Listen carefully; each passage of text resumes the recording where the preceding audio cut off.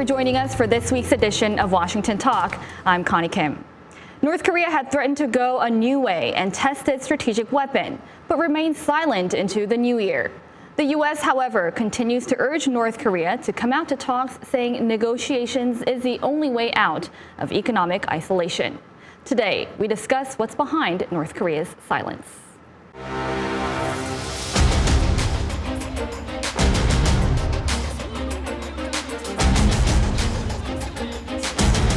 이제 세상은 곧 멀지 않아 조선민주주의 인민공화국이 보유하게 될 새로운 전략무기를 목격하게 될 것이라고.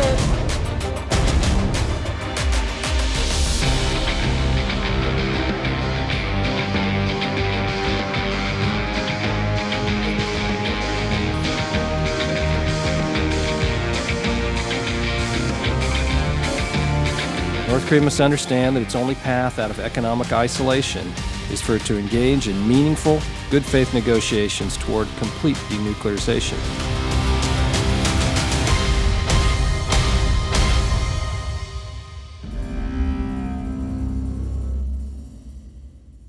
In the studio with me today is Ms. Patricia Kim, Senior Policy Analyst with the China Program at the U.S. Institute of Peace.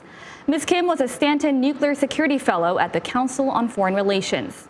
Also joining me is Bruce Klingner, Senior Research Fellow at the Heritage Foundation. Mr. Klingner was CIA's Deputy Division Chief for Korea. Welcome to the program. Thank you. Welcome to the program. Now, I want to start with North Korea's very silent period right now. So they said they're going to pursue a new path, but we haven't seen any new message or provocation. So what exactly is North Korea preparing for right now? Well, I think the new path is going to look very much like the old path. North Korea has always alternated threats and provocations and attacks with charm offensives. So we had about a year and a half of a charm offensive and then about a half year of we will do something dire, though unspecified, if you don't capitulate to our demands by the end of the year. And now we're waiting for the other shoe to drop. So I think they'll do a provocation. We just don't know when or which provocation they'll choose. Ms. Kim, how are you reading this period of silence from North Korea? Well, as Bruce said, I think ever since North Korea announced that it will seek a new way if it doesn't reach a deal by the end of 2019, everyone's been waiting for some sort of dramatic provocation or dramatic speech on January 1st. What we did see was a policy speech by Kim Jong-un saying, specifically that telling the North Korean people that they should hunker down, they should expect to weather through sanctions for a long time in the name of self-reliance and not trading away their security.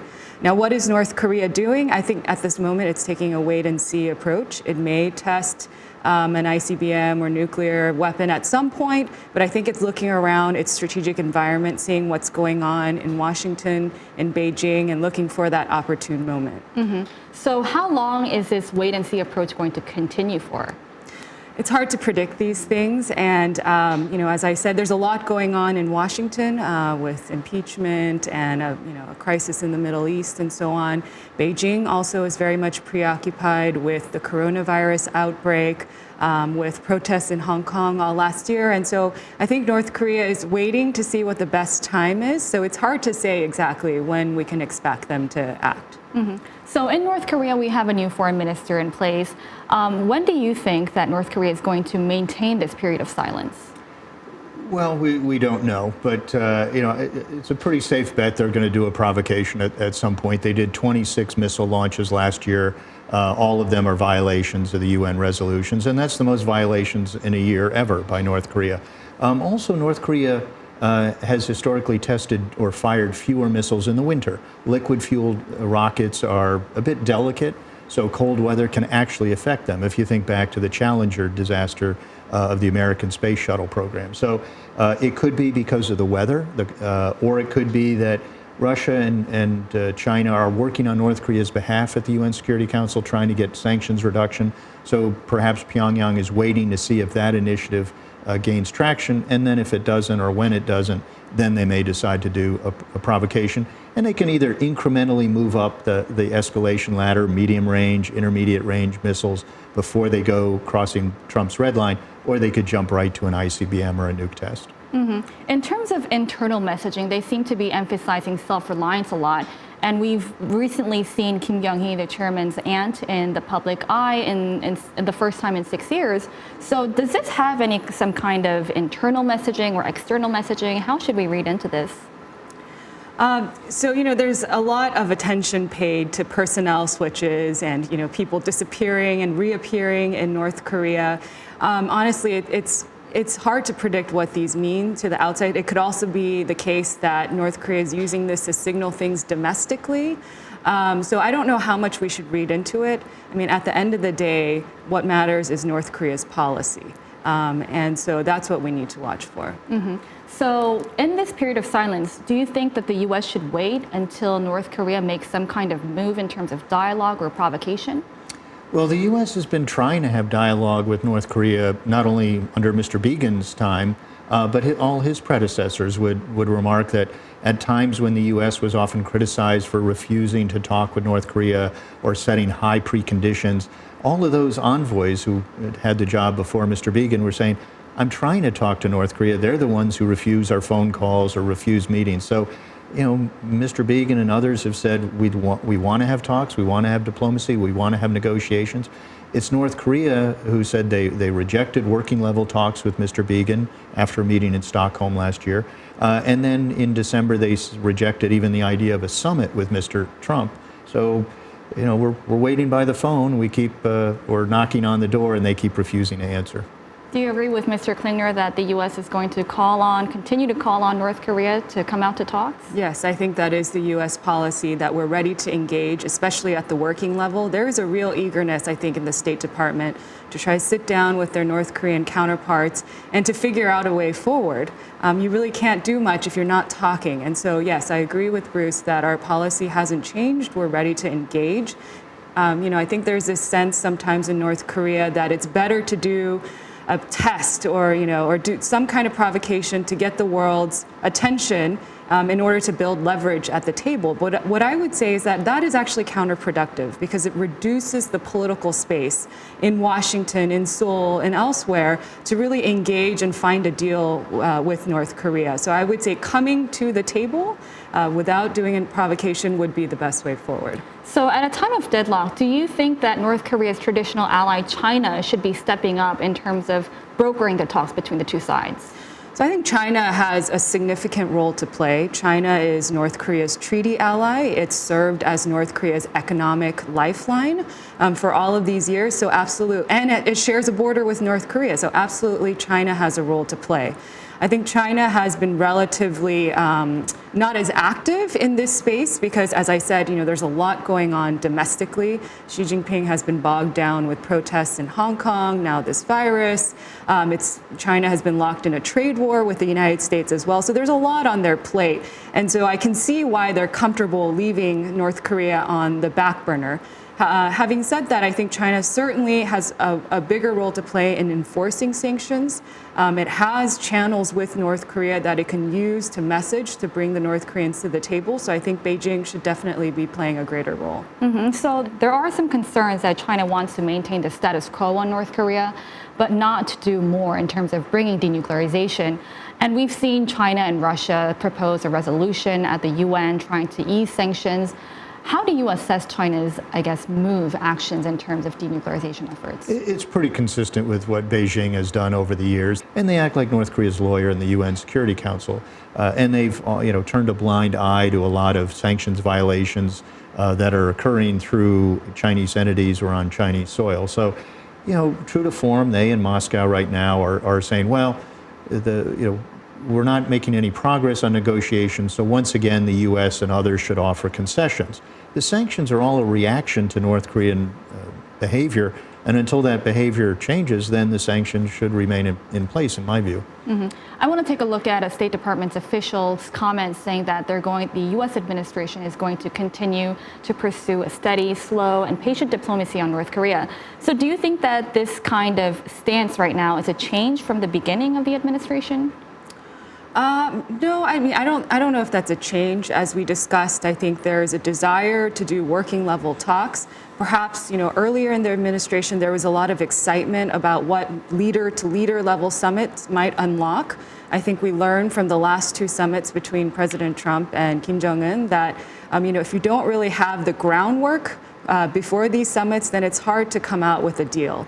And so, I think that statement reflects the fact, again, that our U.S. government, the State Department, is very eager to sit down at the working level, figure out how can we figure out a roadmap so that we both get to the end that we want. So in that sense, I don't think there's a dramatic policy change. Do you agree with this? Very much, but also there's a lot of confusion as to what the Trump policy is. I mean, over the years, we've had some officials saying it has to be done, denuclearization has to be done within a year. Others, including the president, have said, we don't care how long it takes. And there at times seem to be a Trump administration policy and a President Trump policy. He's made announcements which caught bureaucrats and senior officials by surprise. For example, when he unilaterally canceled a number of allied military exercises. And the president has unilaterally undermined all three pillars of the maximum pressure and engagement policy. So I think there is some confusion, but right now the policy is, we're not doing all of the military exercises. We're not enforcing all of our laws. So we are being patient, but I think right now, basically, it's a weaker policy than under President Obama. Well, at the end of the day, the U.S.'s administration's goals remains the same, denuclearization of North Korea. I also want to take a look at North Korea's negotiation stance. They said they're not interested in engaging in the same type of negotiations with the U.S. anymore. So what kind of negotiations does North Korea want here?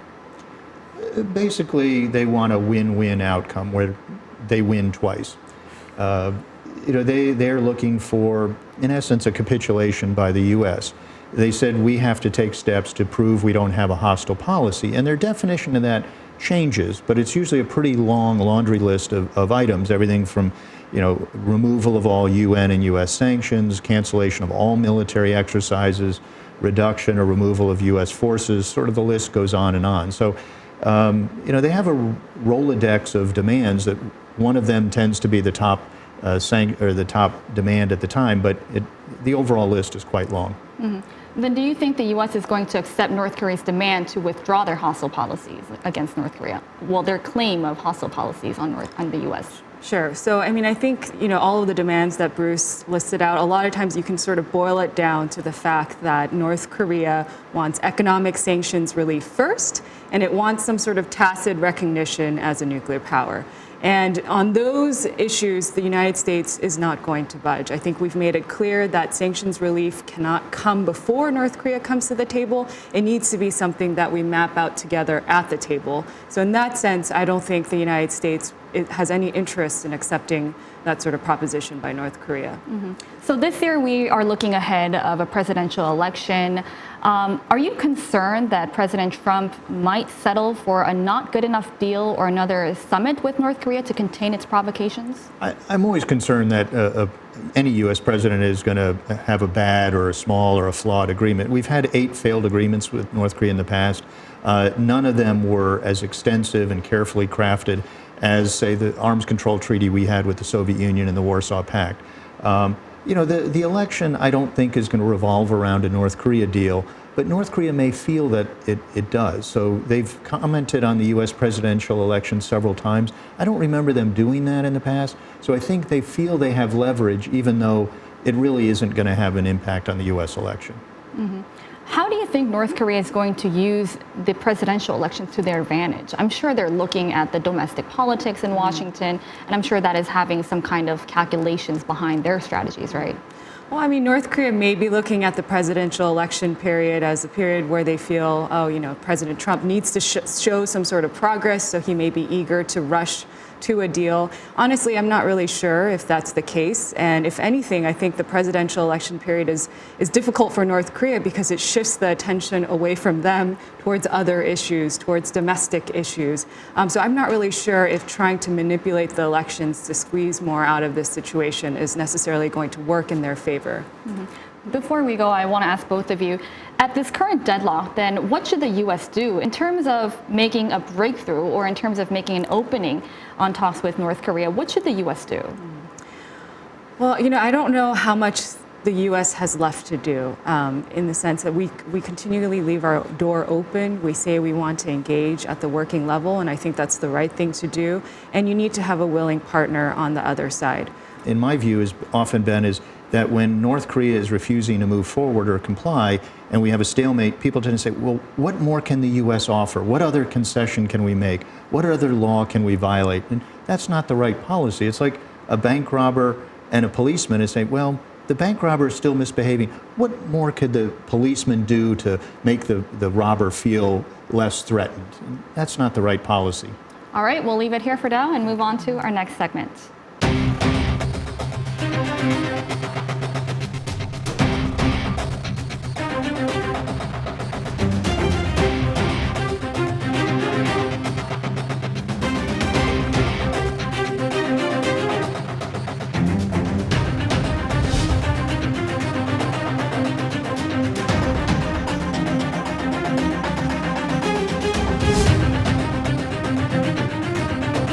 My mission would be to hold North Korea responsible to recover and discover their assets around the world.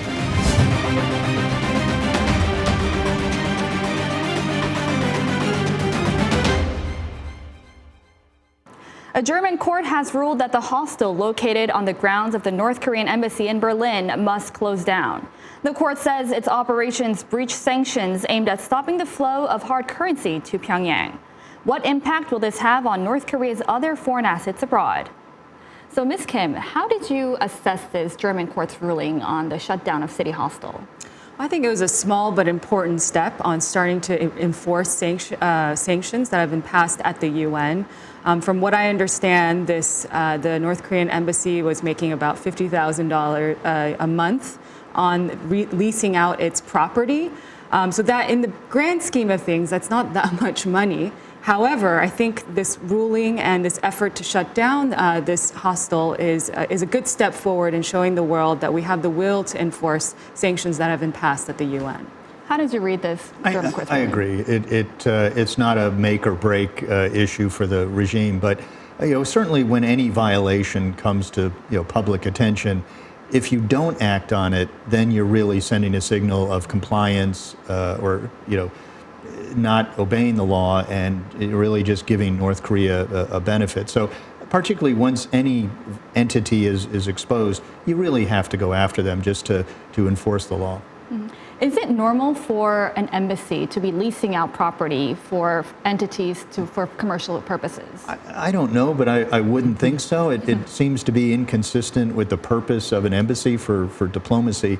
But with North Korea, there are sanctions which preclude that. So just as North Korea perhaps is the only nation in the world precluded from space launch vehicles or ballistic missile launches, in this case, North Korea may be unique in having laws against that, but it really is inconsistent with what the UN resolutions require. Mm-hmm.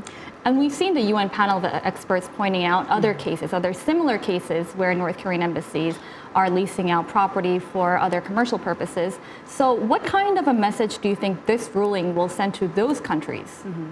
Well, I think the ruling sends the message, again, that you need to enforce these sanctions, but it also shows, from what I understand, it took a year or more to actually get to be able to go to court and shut down this operation. And so it shows that there needs to be a will as well. And so it's unclear, what the situation is exactly in all of these other countries where North Korea is doing similar operations, but it shows that it takes effort. You need to go through the rule of law in that country as well. And so there are steps that need to be taken to actually enforce these sanctions. Do you agree with Ms. Patricia saying that this is a case where international sanctions were effectively enforced? I think so. It took a long time. And a lot of times when the U.S. officials are going around having quiet meetings with host governments, it's not always a kick in the door and say, you're not, enforcing the law. Sometimes it's, we have information you don't, that there are North Korean entities violating your laws or UN resolutions, or just bringing it to their attention or letting them know kind of the specifics of these pretty lengthy and detailed UN resolutions. So, in many cases, things have been done quietly where host governments will shut down some kind of North Korean money-making operation, and we don't even hear about it, in the media or through formal sanctions enforcement. Mm-hmm. And in the bigger picture, we've seen parents of Otto Warmbier saying that they're going to seize, they're doing all they can to seize North Korea's foreign assets abroad. But what is the challenge behind this? Well, these criminal activities are, meant to be concealed. So, just as the police have to constantly kind of evolve and change in reaction to a criminal organization or North Korea's evolving tactics, and they're becoming more sophisticated in evading resolutions, the authorities have to, identify how North Korea changes its tactics when it shifts from one entity to another. So the police or authorities have to kind of constantly change their own tactics in response to North Korea's changing tactics. Mm-hmm. What do you think is the challenge behind this? Well, I mean, I agree with everything Bruce said, and also it's hard to track down everything, right? It becomes a capacity problem as well. And if you want to hide something, there are a lot of things you can do to hide it. There may be other nationals who are tied to this, who are, aiding or profiting for individual reasons. And so there, it's a capacity problem. So do you think that this case will serve as a precedent where we're going to be seeing more North Korean assets being shut in the future? Yeah, I certainly hope so. Just as the other actions to enforce sanctions in the past hopefully set a precedent or alerted not only North Korea that we will continue to go after their illicit activities, but also a signal to governments or business organizations that there is a cost if you try to help North Korea evade sanctions or evade laws. So, some entities may not be aware that what they were doing with North Korea was a violation, but when it's been brought to their attention, then if they don't comply, then certainly they have to pay a penalty. Mm-hmm. Then do you think that this could be seen as an example where President Trump's maximum pressure campaign is effectively being implemented? Well, maximum pressure has never been maximum. There's many, many things the U.S. is holding back on. And the president himself said last year there are 300 North Korean entities he's not sanctioning. That's 300 entities violating U.S. law in the U.S. financial system on U.S. soil, and we've chosen to not enforce our laws.